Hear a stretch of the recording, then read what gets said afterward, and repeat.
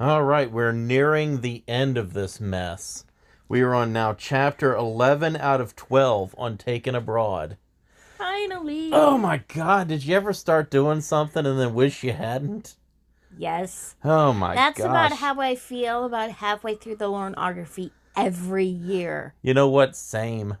Like you start like all these anything related to Lorne, you start off with the best of intentions, like this is going to be great, but it's just such a tedious slog. Yes. Like oh He's boy. the most boring man. He's the most boring man, but we can't get enough of him. It's crazy.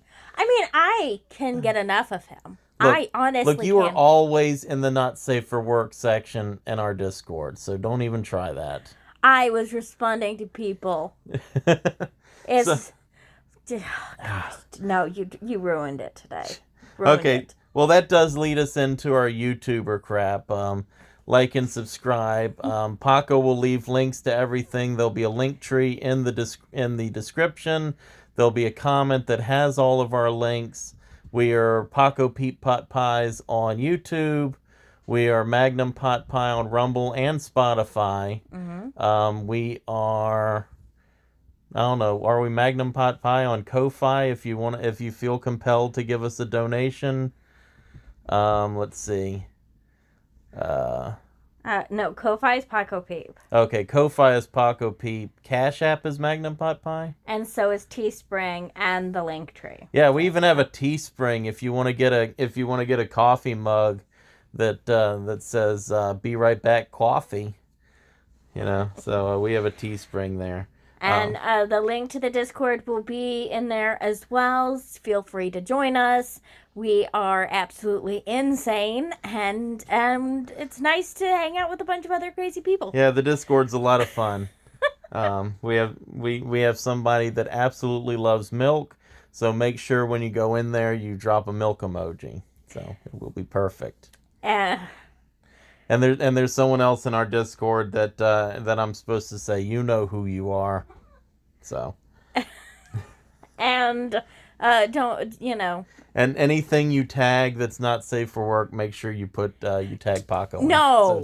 So that you can see it. In that case, everybody better start sending you pictures of instant coffee. The monsters. Okay, so anyway, now that we've gotten all that crap out of the way and wasted like the first, I don't know. Oh god, 3 minutes of our video. Okay. So, to be fair, a lot of that was complaining about Lorne. Yeah, Lorne's tedious. I hate him. Okay, so if you will recall last chapter I try not to. was the weirdly well-written description of him chasing down and murdering a woman. It's amazing how detailed this man puts strangling a woman to death. Yeah. You know? So he strangled her to death after she felt pity for him while he was digging her grave, because that's Lorne for you. And let's see, then he kissed her on her already cold lips when he had just killed her. Yeah. She was already cold, so I don't know what the fuck he's doing around there. And then, for some reason, kissed a corpse, buried her. Gave her two flags. Flags because she's twice as good as the guys that got one. And and I don't even know where this stretch of woods is. Sometimes it seems like it's right in their backyard because he carried a body in a wheelbarrow out to the woods. But then in another time, she's so far out in the woods that she's running and I don't even know. I don't think he knows. So he's it's like Narnia. So he's now been stabbed in the side. And he's bandaged it up, and I guess he's got to go home and eat some ham now. I don't know. Chapter 11. This is all off the rails. So, God. Chapter 11. When Aaron pulled in the driveway, he could see Brooke doing the dishes, because of course she was. She's a woman. What else is she going to be doing? Cook ham and do dishes. Through the kitchen window. I hate this guy. He had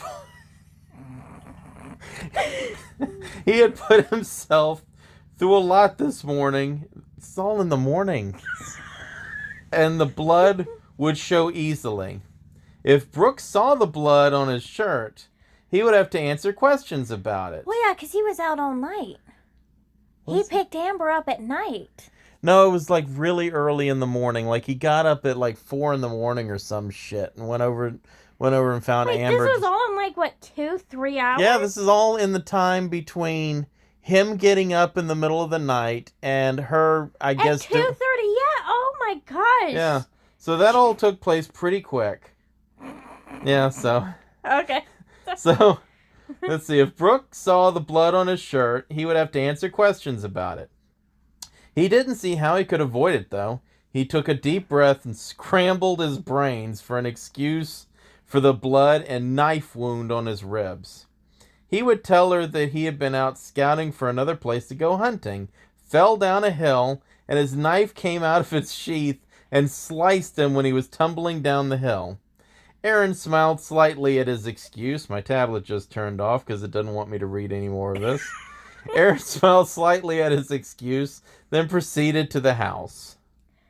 Brooke saw Aaron coming from the kitchen window where she was washing dishes.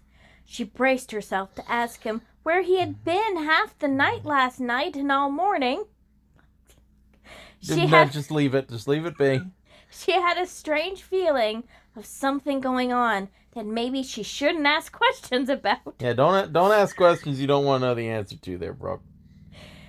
But she knew that was just an inner way to protect herself and an unhealthy way to be. She had to confront him about it. Aaron walked in the door and could... Stop it! What the hell are our buds doing? They're destroying the house. I know. Aaron walked in the door and could immediately tell that Brooke was upset with him. He could feel the coldness coming from her, and it worried him. He walked over to her and noticed a trail of dirt coming off his boots. He ignored it and continued on toward Brooke. He stepped up next to her and gave her a kiss on the cheek and got nervous when she didn't return it and didn't say anything to him. Boy, if I had $1 for every time I've walked into this house bloody and covered in dirt and everything, I'd have $2, which isn't a lot, but it's kind of odd that it happened twice. Hey, I don't judge. Hey, I have to ask first. Huh? See? I have to ask first. Aaron asked. Oh, I'm sorry. I'm sorry. I'm having trouble following this intricately woven tale. Right? Okay. Honey, are you all right? No, Brooke returned sharply. Aaron was taken aback at the irritated tone in Brooke's voice, which is all I have heard from her this book. It's been Winnie the whole time. And began to grow more nervous. What's wrong? He asked with a growing interest. God, this guy's an idiot. Aaron is an idiot. He doesn't even realize why she would be... God, he's dumb. He's as dumb as Lorne. Gee, I wonder why. Yeah. Meh. What's wrong is that you left early this morning without leaving a note, baby, to tell me where you were going and when you'd be back. I want to know what's going on, Brooke demanded. Nothing's going... Nothing is going on, Aaron replied. No, I just felt like going out for a drive because I woke up from a bad dream and I didn't want to wake you and Trevor. So you stayed away all morning, Brooke said, disbelieving. He did. I don't know why you're disbelieving this. I mean, it sounds reasonable to me. I mean, when I have a nightmare, I go for a drive. Isn't that what you normally do? You have a nightmare, you get in the car, you go for a drive. Well, I'm just wondering why she's disbelieving that he stayed away all morning. Seems pretty obvious. I don't even know. I don't even know. No, I went out looking for another place to go hunting, too. No, I wasn't doing anything wrong, Aaron lied. Has anybody ever just said I wasn't doing anything wrong just voluntarily when they weren't actually doing anything wrong? No. Brooke was about to yell out again. until she suddenly noticed blood all over Aaron's shirt. "Oh my God, baby, you're bleeding bad," she exclaimed in fright. It's all right. I fixed it once. It just needs a new bandage on it, Aaron said calmly. This man bleeds from every fucking thing. And cries. That's a given. We know, Lauren. "What happened?" Brooke asked as she began. That's how Winnie would probably ask. Brooke asked as she began moving his shirt to remove the bandage and look at his wound. Well, if I had $1 for every time you removed my bandage to look at my wound, I'd have $0 because I don't think you've ever done that. I think you've just seen the bandage and been like, "Nah, it's all right." Yeah. I'm usually the one going, "Hey, check this out." What's that? You act like you come home from knife fights every night or something. Well, not every night. I think I might worry more if you did. Yeah, I mean, not every. Or maybe I'd start worrying less. Look, you don't you don't get into knife fights on Sundays. That's the Lord's Day. Oh. I have nothing to say to that. All right, then. All right. Yeah. By the way, I got one scheduled for tonight. I'm going to need the Bowie knife. It's yours. Okay. All right. That's You had it last. Yes, that's because I had to clean it again. Is anybody listening to us? No. Have they just turned us off? Like, oh, God. Yeah, to be fair, this is really hard. This is so boring. What we're saying almost has to be more interesting. Okay. All right. Give me your dumb explanation there, Aaron. No, I fell down a hill. My knife came out of the sheath and cut me as I was falling. Aaron recited his planned explanation. If I had $1. You wouldn't have $1. I wouldn't have one. Brooke gave an apologetic look before cleaning his wound, and her eyes began. Where did she get something to clean his wound? Well, she's right there washing dishes. She just dish took soap. the sponge and dish soap. She's like, "Hang on, baby. Brooke This is done." Brooke. This might sting a little. Brooke gave an apologetic look before cleaning his wound, and her eyes began to tear up because everybody in this book is a crybaby. Aaron saw that she was about to cry. Don't cry, honey. You had every reason to be upset. I'm sorry I didn't write you a note before I left, Aaron said as he gave Brooke a kiss. And I'm sorry for my Lauren voice. But it's kind of hard to do an appropriate Lauren voice when I'm not talking about penises. You do it much better than I do, I'm just saying. Now, you're still the best Lauren in the business. Okay. Let's see. Aaron lost himself in thought as Brooke quietly cleaned his wound. With the sponge and Dawn. I mean, they use it to get oil off of, penguins and shit. I mean, they get oil off of ducks. They can get blood off of Lauren. He couldn't believe he'd gotten away with it. He barely got away with it, but he did. He had almost lost Amber, and now Brooke had questioned him in his absence this morning. He'd have to be more careful in the future. It was then that Aaron realized that this was no longer something he could avoid. The things that had happened to him in Iraq had made him the man he is today. Up, here we come. The Aaron that he once was had been taken abroad. He said the thing! He said the thing! It had been taken abroad. He was no longer safe to be in population. There, baby. I'll probably have to change it tonight before we go to bed, Brooke told Aaron. Aaron just sat there with his arms still up in the air, lost in thought, not hearing anything Brooke had said. Baby! Brooke spoke again, but failed to get Aaron's attention. Baby! She spoke louder.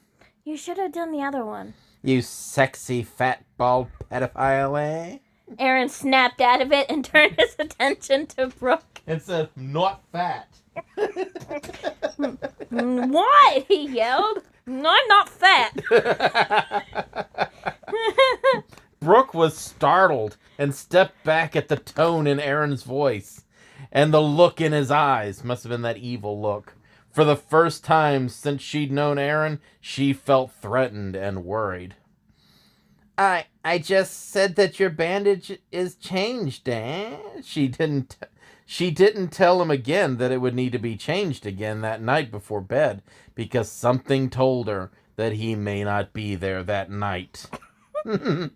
Aaron looked down at his new bandage, put his shirt back down, and got up and left. He knew he had to leave. If he didn't, his family would be in danger. He turned and looked at Brooke, shook his head, and walked out the door towards his car. Baby, Brooke spoke quietly. Baby, she said louder as she ran out the door after him. She caught up to him and stopped him from walking by standing in front of him. Ma, where are you going?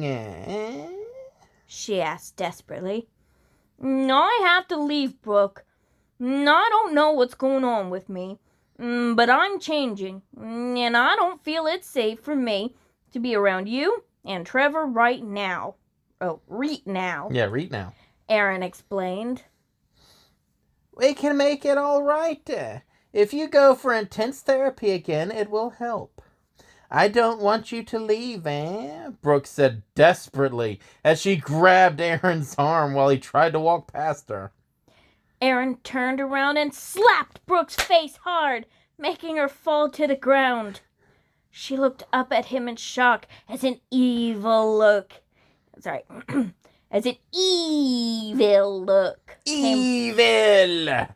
came over his face again. No, I'm going to go for intense therapy again. But this time, it will be me that gives the intense therapy. That's his action guy line. He said in a threatening tone.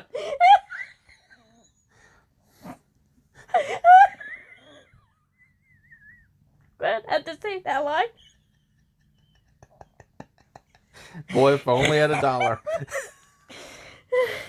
Oh, Lord. Brooke sat with her hand on her cheek and tears welling up in her eyes as she watched Aaron get into his car and drive away. She saw her life and love slipping away. The love she thought would never end was coming to an end. She knew that Aaron had been acting differently lately, but she didn't realize just how different he had become. She didn't think he was cheating on her with another woman, but she couldn't explain what he was doing when he left the house in the middle of the night. Was he really out looking for a place to hunt? Questions became a puzzle that she couldn't find the answers to fit. And what did he mean when he said he would be the one giving the intense therapy? Nothing made sense to her.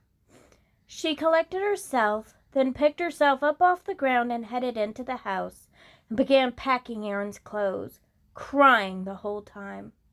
Once she had them packed, she placed them outside so Aaron wouldn't have to come inside to get them. After that was done, she changed the lock on the door and then called Aaron's mom to let her know what had happened. She just had another lock. And just right there. It's just right. What, you don't? No. Oh, I'll keep that in mind. File that away in the old memory bank. I get one free slap, apparently. I'll save it for some time when it's really important. You wouldn't. I don't know. I might get an evil look in my eye. I will allow you to do that as long as you say that. I'm like, I've gone evil. Just when I slip into werewolf mode. Will you feel the tail? Oh God, we're so off the rails tonight. Oh shit! I doubt anyone's listening to us, but let's keep going. All right. Nothing made sense to her because I don't even know. Okay. Okay. And then called Aaron's mom, of course, to let her know what had happened. She offered to come over and be with Brooke, but Brooke felt like being alone with Trevor for the night. She the had a night? lot of thinking to do. This is like mid-morning. Not anymore. No, I guess I don't even know. I don't even know. After she got Trevor in bed and asleep, she turned on the evening news. They began with a story about a lady missing from the night before. Her car was still parked at her work, but she was nowhere to be found. Then they moved to the guy that was missing from the car that went off the road. Brooke watched the news up to the weather report, then retired to bed. She laid in bed for 2 hours with her eyes closed, not being able to fall asleep. Her eyes opened quickly as she remembered back to the news report of the missing lady with her car still in the parking lot of her work. "No, Brooke said out loud to herself. "That sexy fat bald pedophile's been acting differently lately, yeah, but he wouldn't do anything like that, Her mind began to fill with doubt as she recalled the look in his eyes earlier that day and the way he hit her. He had never hit her before. He had never even gotten mad at her before. Tears began to fall from her eyes again as she remembered the man Aaron was when she married him. She wiped her eyes, decided she had to face reality. Aaron was no longer the man she married, and she no longer knew what he was capable of doing. Should she call her mother-in-law and tell her the thoughts that was running through her head? I almost made that. Yeah, almost. That was running through her head. No, because Aaron's mother would only tell her that it wasn't possible because he was her son. Brooke got up from her bed and hesitated as she reached for the phone. She pulled her hand back as she took a deep breath to pull up her courage. After letting out the air, she relaxed her shoulders and reached for the phone. She dialed the local police station. Aaron drove to a psychiatrist's house and parked on the side of the road. Watching the house, he began thinking about the sessions he'd had with the psychiatrist. The way he tried to turn Aaron's thoughts around so that Aaron could forget the enemies in Iraq.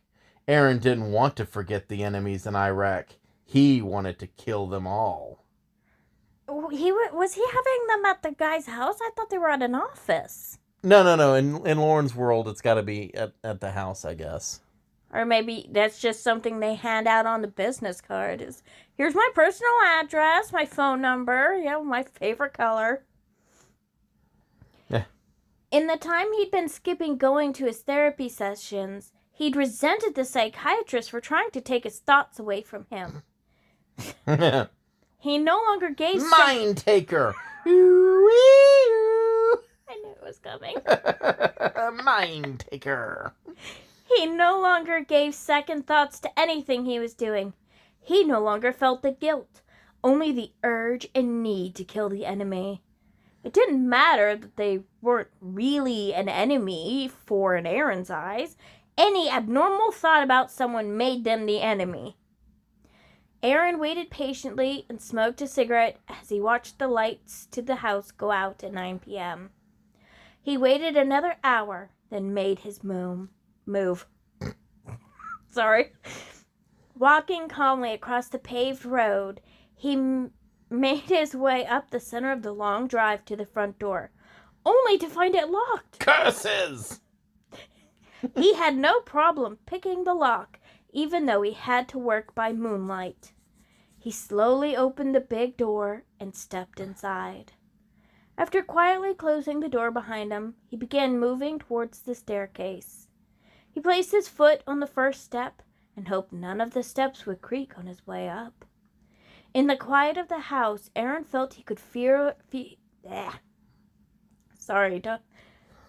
In the quiet of the house, Aaron felt he could hear his own heartbeat. No, you're good. Keep going. Okay. His anxiety was growing, and the rush of adrenaline excited him as he thought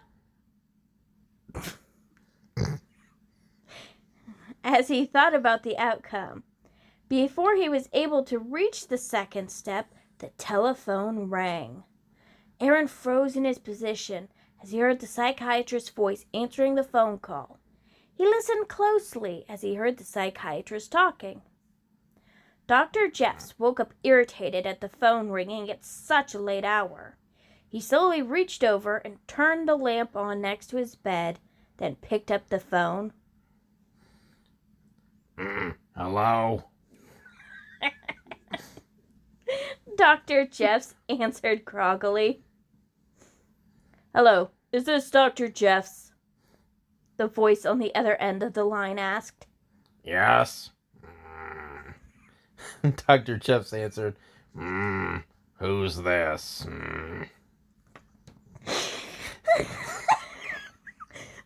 Is this Claire? This is Officer Randall with the Bloomington Police Department. Do you have a patient by the name of Aaron Johnson? Brains.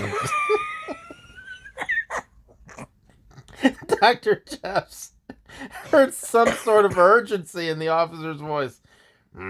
Yes, I do. What's all this about, officer?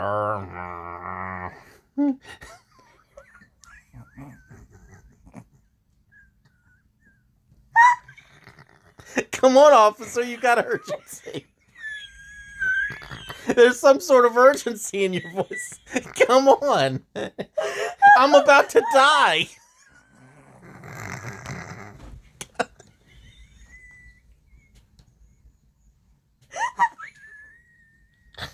God helping. His wife called here and she believes that Aaron's gone crazy and is hunting you down. She said. Come on, officer, save this man's life. You're not helping. She said he'd been acting strangely lately and that he hadn't been going to his appointments with you. She believes that he's very dangerous. This isn't funny. He's dangerous. This man's life is in danger. And you're laughing. Yes, I am. I'm more than laughing. I'm crying. Aaron Johnson's wife called you? Dr. Jeffs asked. Yes, sir. She's worried that he's probably in your area now. Would you like for us to send an officer to patrol your area? No, I don't think that will be necessary, the doctor replied. Okay. Well, I do recommend that you check your locks on your doors before going to bed. And if you find you need us, then please don't hesitate to call, Officer Randall urged. Well, I know this is out of Lauren's diseased brain, but, why wouldn't the cops just send someone? Yeah. Just send someone to patrol, knock on the door and be like, hey, there's this crazy murderer out to kill you. Yeah. Thank you. Dr. Jeffs hung up the phone, told his wife what was going on, then decided to get up and check the locks on all the doors in the house. Closing the bedroom door behind him, Dr. Jeffs moved sleepily towards the stairs, with the darkness surrounding him.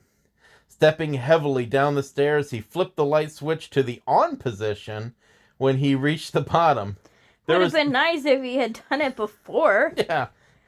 There was no way he could have known that Aaron was waiting for him to turn the light on. He felt the sharp pain slicing upward from his abdomen and into his heart as he tried to focus his unwavering eyes on Aaron. Then looked down at the knife Aaron had forced into him. The blood began to flow in a small stream from his mouth, and his knees began to falter as the light in the room began to grow dim. Claire! Aaron removed the knife from Dr. Jeffs and caught him as he was falling to position him over his shoulder.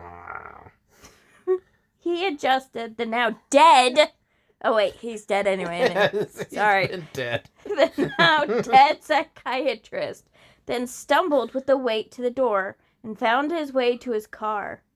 He opened the trunk to his car and unloaded the psychiatrist inside.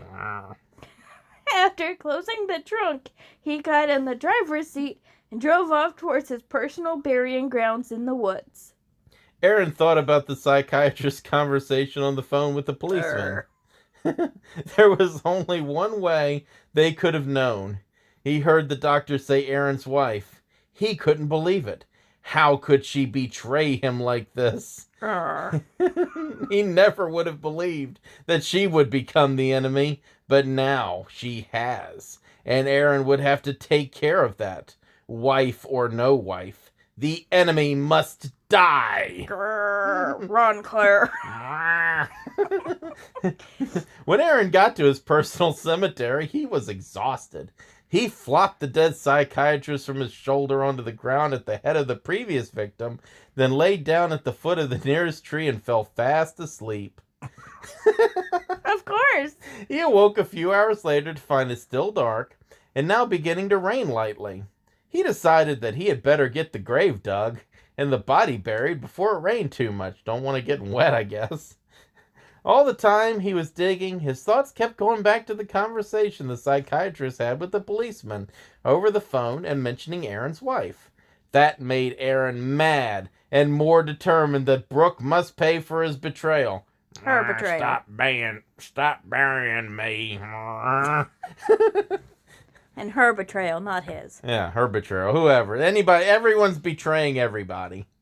It's just a big old betrayal party. After he had the body buried, he plunged a small American flag into the ground. Thank you. At the head of the grave and began the journey back to his car. It was almost daylight now, and he would be taking a big risk going to his and Brooke's house right now to make Brooke pay. He'd better wait until tonight when it was dark again. Until then, he'd park his car in an empty drive just down the road from where he was now and catch up on some sleep. Sounds like a good plan. Oh my gosh. We did it! We did it. I don't know how we did it. I doubt anyone's listening.